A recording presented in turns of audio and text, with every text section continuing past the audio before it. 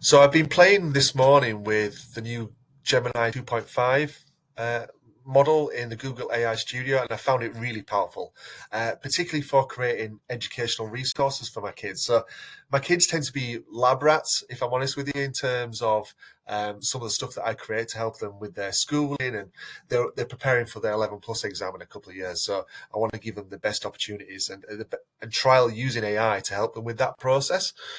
So what I did is I just gave it a very simple command to help me create a web game for my kids to help them with their spelling.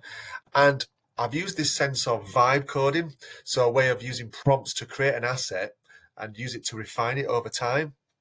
So when it first created it, it was good, but some of the stuff was quite basic, so it didn't have a bank of words that it could use.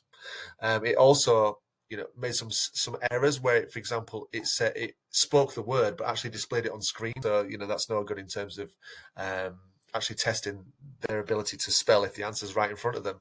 So it took some refinements, but I've got it to a stage now where it's called the Keyword Kingdom Quest, and it's just a HTML file. And so what it does is it provides a word.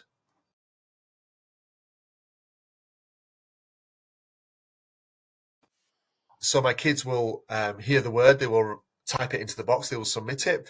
And using vibe coding, I was able to bring this sense of streaks in there because I don't want them to spend, hours on this. I don't want them to feel like they've got to get 524 out of 524. It's about I'm going to challenge them. Can you get to a streak of 5? Can you get to a streak of 10?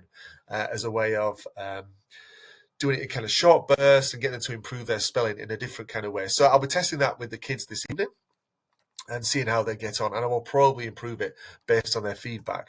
But just to flag that, Google AI Studio, I'm finding is a really powerful tool to create really interesting prototypes very rapidly. So give it a go.